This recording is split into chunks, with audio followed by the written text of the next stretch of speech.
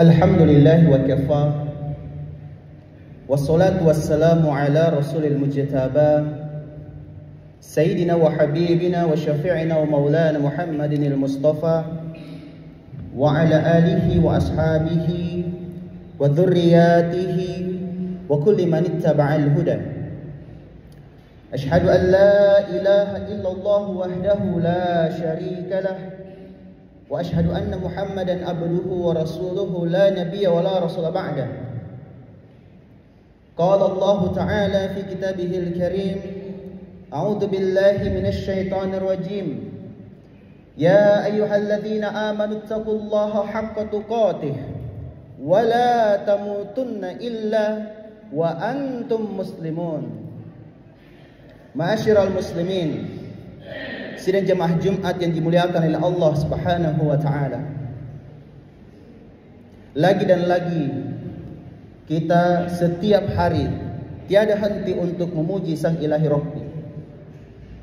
Nikmat demi nikmat yang Allah berikan kepada kita saat ini, begitu luar biasa kemuliaan demi kemuliaannya. Allah berikan kita waktu yang mulia. Yang kedua, Allah berikan kita bisa berada di tempat yang mulia. Lalu yang ketiga, kita bisa berkumpul bersama orang-orang yang mulia. Inilah kemuliaan yang saat ini betul-betul kita rasakan. Allah berikan kita sebuah hari yang mulia, hari Jumat, yang kalau kita banyak bersyukur dan sholawat, insya Allah kita mendapat banyak manfaat yang berlipat-lipat. Insya Allah kita bisa selamat di dunia dan akhirat. Lalu kita juga berada di tempat yang mulia. Rumah Allah adalah sebaik-baiknya tempat di muka bumi ini.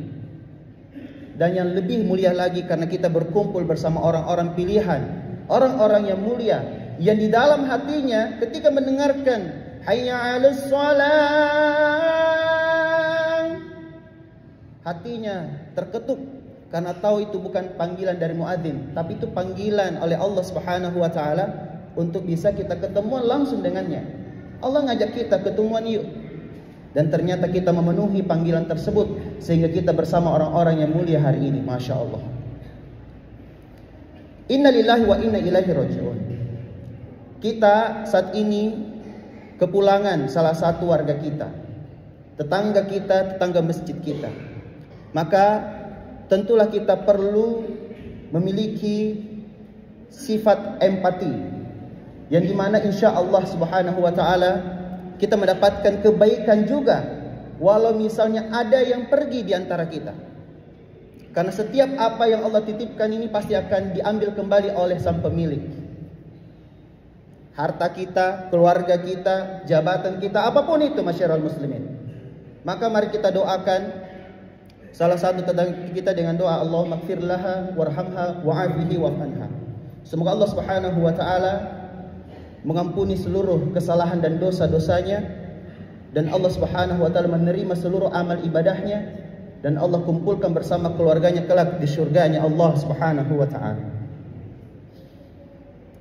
Kita tahu bahwa nanti insya Allah mungkin setelah sholat Jumat kita akan sama-sama mensolatinya. Lalu jangan lupa untuk mengingat bahwa pahala dalam mensolati jenazah, mengurus jenazah itu luar biasa. Mensolati kita mendapatkan pahala di sisi Allah Subhanahu wa taala. Niat kita lillahi taala, yakni satu qirat. Apa itu satu qirat? Para ulama menyebutkan bahwa itu seperti pahala sebesar gunung Uhud. Kalau kita pernah berangkat umroh atau pernah haji, kita lihat bagaimana besarnya gunung Uhud itu. Dan bayangkan, ternyata kita mendapatkan pahala hanya dengan beberapa menit saja kita meluangkan waktu sebentar, tidak terburu-buru untuk keluar, lalu ternyata kita mendapatkan pahala yang begitu luar biasa, satu qirat. Apalagi kalau kita mengantar jenazah sampai ke pemakaman, dan masya Allah kita mendapatkan satu lagi tambahan pahala satu qirat, berarti totalnya ada dua pahala qirat yang luar biasa besarnya.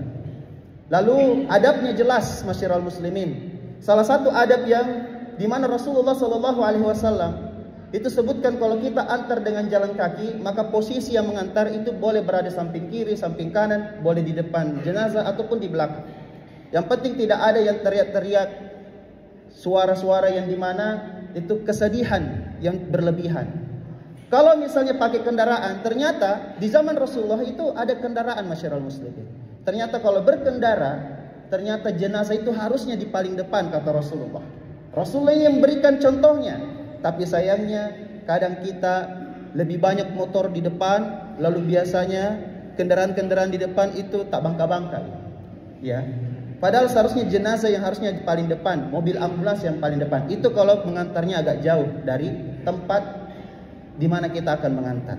Itu salah satu dari adab-adab. Ada banyak sekali masyarakat muslimin. Dan salah satu fardu dan fardu kifayah adalah kita mengurus jenazah, termasuk mensolatinya. Dan ini menjadi kewajiban kita, apalagi totalnya sampai 40 orang, Masya Allah. Ini luar biasa dan Allah akan garansi kita dengan kebaikan. Kita akan mendapatkan keselamatan fid dunya wal akhirah. Nah, perihal dengan kematian masyarakat muslimin, tentu kita semua pasti akan menyusul saudara kita. Kita akan menyusul siapapun yang telah meninggal hari ini. Hanya kita tidak tahu kapan. Tetapi kalau kita belum tahu kapan kita mati, misal walaupun besok akan terjadi kiamat masyarakat muslimin, dan kita punya kesempatan untuk berkebun, kita punya kesempatan untuk bercocok tanam, kita punya kesempatan untuk berwirausaha, kita punya kesempatan untuk bekerja, maka bekerja keraslah. Jangan berputus asa dari rahmat Allah. Walaupun besok kita sudah tahu, bahkan kita tahu mungkin besok akan kiamat, maka tetaplah kita bekerja keras untuk menafkahi keluarga kita. Maka kita mesti tahu bahwa kita masih di dunia, masyarakat muslimin. Kalau kita meninggal dunia, maka semua amalan pastilah terputus. Maka apa yang bisa kita tanam di dunia ini seperti ibaratnya tempat kita menanam, yang kelak kita akan panen di akhirat kelak. Maka sebaik-baiknya kita adalah orang yang mempersiapkan kebaikan-kebaikan demi kebaikan yang kita tanamkan di dunia ini. Maka Rasulullah SAW memberikan sebuah wejangan kepada kita, kalau kita mau amal kita tidak terputus. Misal kita rajin sholat, kalau kita sudah selesai, kita sudah meninggal, maka selesailah sudah kewajiban kita untuk sholat. Tapi faktanya Rasulullah SAW menyampaikan bahwa idza mata banu adam qata'a amaluhu illa min thalathah. Walau kita misalnya sebagai cucu Bani Adam, cucunya Adam, kita sudah meninggal dunia, semua terputus amalan kita, ternyata kecuali ada 3 yang tidak terputus. Dan kalau kita persiapkan ini masyarakat muslimin, kita tidak akan rugi selama-lamanya. Kita akan beruntung walau kita berada di dalam liang lahat yang menghimpit tubuh kita. Apa saja itu masyarakat muslimin? Rasulullah SAW menjelaskan. Yang pertama adalah min sadaqatin jariyah. Min sadaqatin jariyah, sedekah jariyah. Lalu yang kedua adalah wa ilmin yunfa'u bihi, adalah ilmu yang dimanfaatkan, ilmu yang bermanfaat buat sesama. Lalu yang ketiga adalah wa waladin salihin yad'u lahu, yakni anak-anak soleh yang mendoakan selalu orang tuanya. Masya Allah. Mari kita satu persatu kita kupas. Yang pertama adalah min sadaqatin jariyah, sedekah jariyah. Sedekah jariyah ini sederhana. Misal wakaf, kita tahu ada pembangunan masjid, berlomba-lombalah fastabiqul khairat. Ketika kita tahu akan ada pembangunan masjid atau ada perbaikan masjid, walau dengan 1 semen yang harganya mungkin sekarang 50 ribuan, kita sumbang itu, dan ternyata itu akan tertanam di dalam, baik itu di pondasinya maupun itu di tiangnya, di temboknya, apalagi menjadi atapnya. Dan ketika itu jadi masjidnya lalu digunakan untuk beribadah kepada Allah Subhanahu wa taala, dan masjid itu terus dipakai sampai hari kiamat, maka kita akan terus mendapatkan pahala yang tidak ada putusnya. Jadi wakaf ini banyak sekali masyarakat muslimin. Contoh-contohnya pesantren yang kita bantu pembangunannya, kita berdonasi. Karena Allah Subhanahu wa taala betul-betul akan membalas sekecil apapun kebaikan yang kita lakukan. Faman ya'mal mithqala dzarratin khairan yarah. Barang siapa yang melakukan amal kebaikan walau sekecil dzarrah. Dzarrah ini menurut para ulama adalah telur semut. Kalau kita lihat semut itu kecil. Kecil kan? Ternyata telurnya lebih kecil lagi. Dan kalau kita melakukan amal sekecil apapun, Allah pasti berikan pembalasannya. Dan balasan Allah sebaik-baik pembalasan. Dan Allah maha adil dengan balasannya. Maka kalau ada pembangunan, karpet masjid misalnya sudah harus diganti, berlomba-lomba untuk patungan. Insya Allah kita akan mendapatkan. Dan bayangkan ada kisah yang nyata luar biasa. 1400 tahun ada sebuah rekening yang tidak pernah kosong. Setiap bulannya itu ternyata menghasilkan 16 miliar rupiah. Dan rekening ini dimiliki oleh salah seorang sahabat Nabi yang sudah lama meninggal dunia, tapi sampai sekarang tetap dimanfaatkan wakafnya untuk kebaikan kaum muslimin dan muslimah. Dialah Utsman bin Affan radhiyallahu anhu, seorang sahabat Nabi yang waktu hijrah dari Mekah ke Madinah, masyarakat muslimin, di Madinah itu Nabi SAW dan para sahabatnya itu banyak yang tidak bawa harta karena diboikot di Mekah. Dan para sahabat saat itu dalam kondisi miskin, dalam kondisi belum punya harta, kecuali Utsman bin Affan yang begitu kaya raya. Utsman bin Affan melihat bagaimana para sahabat saat itu membeli air di sebuah sumur. Sumurnya ini rasanya mirip dengan air Zam-Zam. Nama sumurnya adalah Sumur Rauma, dimiliki oleh seorang Yahudi. Nah, sahabat dan kaum muslimin saat itu selalu membeli, tapi banyak yang tidak mampu untuk membeli, apalagi kaum muhajirin yang baru-baru hijrah, tidak punya harta. Dan sosok Utsman bin Affan pada saat mendapatkan ayat di mana orang yang berlomba-lomba, dia berjihad di jalan Allah, bi amwalikum wa anfusakum, dia berjihad di jalan Allah dengan harta dan jiwa, maka Allah Subhanahu wa taala akan mengampuni seluruh dosa-dosanya dan akan memasukkan ke dalam surga tajri min tahtihal anhar, yang di mana di bawahnya ada sungai-sungai mengalir. Dan saat itu berlombalah sosok Utsman bin Affan membeli sumur Rauma. Saat itu sang Yahudi si pemilik sumur tidak mau menjualnya. Karena kenapa ya? Itu adalah satu-satunya pendapatan milik pemilik sumur Rauma ini. Tapi namanya Utsman, beliau adalah seorang pengusaha yang sukses, seorang pengusaha kaya. Dia jago negosiasi. Dia tidak terburu-buru membuat orang ini mengambil keputusan. Dia ulur waktu beberapa hari. Lalu datang lagi. Ketika datang lagi mendekati sosok Yahudi ini, dia menegosiasi bahwa bagaimana kalau saya beli saham sumur ini 50%. Apa artinya? Jadi Utsman bin Affan menawarkan, bagaimana kalau saya beli ini? Berapa harganya? Silakan sebutkan. Setengah saja. Jadi ada satu hari milik untukmu, wahai Yahudi. Ini tidak disebut Yahudi. Satu hari misalnya Senin untuk Yahudi, satu hari untuk Utsman. Jadi kalau misalnya Senin untuk Yahudi, maka Selasa miliknya Utsman. Rabu miliknya Yahudi, maka Kamis miliknya Utsman. Begitu seterusnya, bolak-balik, bolak-balik. Dan penawaran pun terjadi. Dan bayangkan masyarakat muslimin, harga yang ditawarkan untuk 50% sahamnya itu adalah 18.000 dirham. 18.000 dirham. Sekarang harga 1 dirham itu 1 ekor ayam yang besar. Jadi kalau misalnya harganya sekarang 60.000 atau 70.000, kita kalikan saja 18.000. Masya Allah, begitu luar biasa semangat sedekahnya sosok Utsman bin Affan ini. Dan terjadilah transaksi. Dan apa yang terjadi ketika hari milik Yahudi, ya tetaplah ada orang beli. Pas hari miliknya Utsman bin Affan memanggil seluruh kaum muslimin dan menyampaikan, wahai kaum muslimin, bawalah bejanah-bejanah kalian, bawalah ember, jergen, apapun itu. Lalu diminta datang, bawalah sebanyak-banyaknya, minimal 2, supaya persiapan untuk besok. Jadi pas hari Rabu miliknya Yahudi, tidak perlu beli lagi, karena ada persiapan cadangan untuk 1 hari. Dan Masya Allah itu dilakukan terus menerus. Dan pas hari miliknya Yahudi, sepi pembeli, sepi pelanggannya. Dan begitu terus. Dan akhirnya sang Yahudi ini pasrah. Saya juallah 100% saham saya. Ini mau beli berapa? Ternyata dibeli lagi sisanya 8.000 dirham. Jadi dari 18.000 tambah 8.000 dirham, itulah sedekahnya Utsman bin Affan. Dan tahukah masyarakat muslimin, ternyata di sisi sumur itu, ternyata Utsman bin Affan itu membangun perkebunan kurma.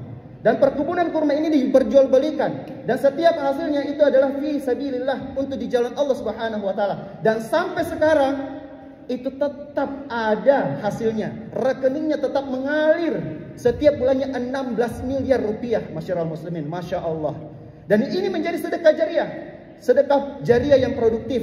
Jadi ada namanya wakaf dalam bentuk wakaf produktif, ada namanya wakaf tanah yang misalnya dia diam saja tapi tidak diapa-apain.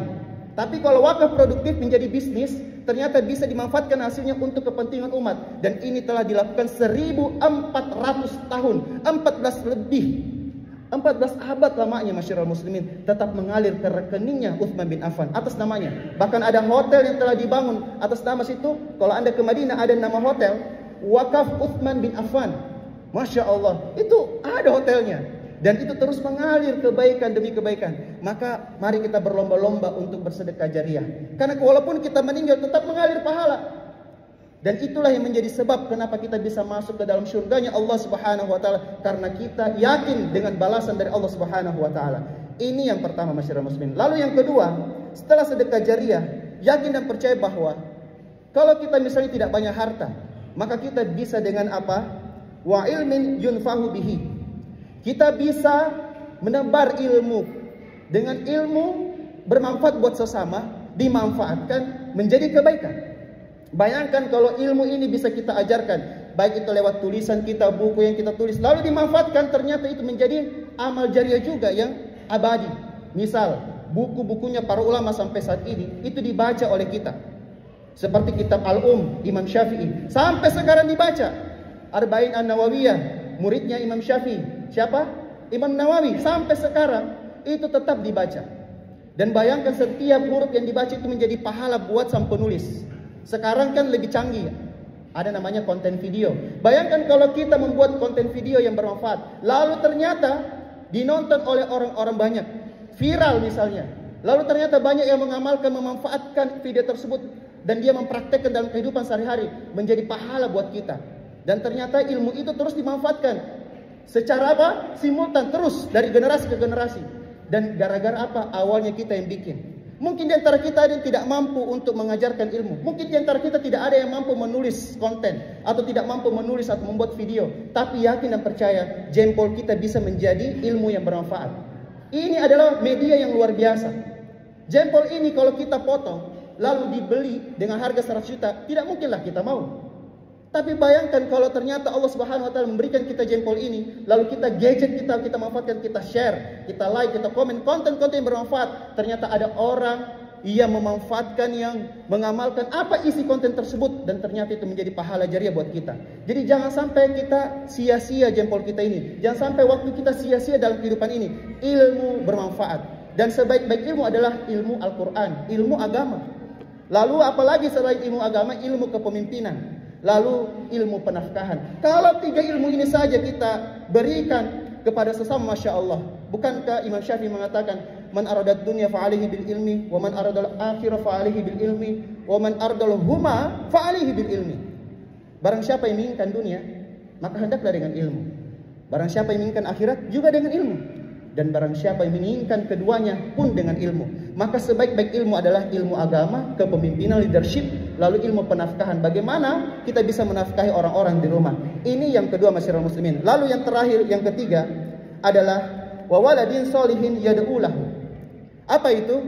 Doa anak soleh yang mendoakan orang tuanya. Masya Allah. Siapa yang tidak ingin mendapatkan doa ini dari anak-anak kita? Rabbi ghfirli warhamni Rabbi ghfirli wali walidayya warhamhuma kama rabbayani shighara. Kita baca doa ini saja, orang tua kita pasti senang. Apalagi kalau anak kita mendoakan kita itu. Apalagi kalau kita sudah meninggal dunia, masyarakat muslimin.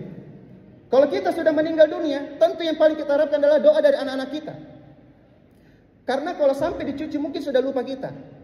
Cicit udah lupa kita, cucut udah lupa kita. Maka anak kita lah yang paling berhak untuk kita ajari dengan sebaik-baik dengan ilmu. Maka kita ajarkan ini kepada anak kita. Maka kalau kita pulang sampai di rumah, jangan sampai kita masih sibuk dengan gadget kita. Jangan sampai kita masih sibuk dengan urusan kita. Kalau sudah sampai di rumah, letakkan dulu gadget kita, lalu peluklah anak kita, sayangi anak kita, bermainlah dengan anak kita. Ada namanya family time. Selain dengan business time, work time, go out time, spiritual time, maka jangan lupa satu time ini, yakni apa? Family time. Maka family itu singkatan. Family, F-A-M-I-L-Y. Family, father and mother, I love you. Bayangkan kalau anak kita mengungkapkan ini kepada kita, betapa bahagianya kita. Lalu saat kita sudah meninggal dunia, ternyata kita sebagai orang tua tidak pernah dilupakan oleh anak-anak kita. Dan selalu di setiap sholatnya, anak kita mendoakan kita. Dan kalau misalnya kita saat ini tidak dikaruniai oleh anak, jangan bersedih, karena ada namanya anak asuh. Bayangkan anak asuh kita berikan donasi rutin di sebuah pesantren misalnya, atau di sebuah panti asuhan misalnya, tidak akan pernah dilupakan juga oleh anak asuh tersebut. Apalagi kalau kita juga mengajar, kita ajarkan ilmu bermanfaat buat anak-anak, dan ternyata anak-anak itu tumbuh dewasa dan memberikan kita pahala yang tidak akan pernah terputus. Masyarakat muslimin, jangan pernah abaikan 3 amal yang tak akan pernah terputusin dalam kehidupan kita. Semoga bermanfaat buat kita semua. Mohon maaf jika ada kekurangan, jika ada kelebihan, semua datangnya dari Ar-Rahman. Sekian dan demikian. Barakallahu lakum fil Qur'anil Karim wa nafa'ni wa iyyakum fihi minal ayati wa dzikril hakim wa taqabbala minna wa minkum tilawatahu innahu wal ghafurur rahim.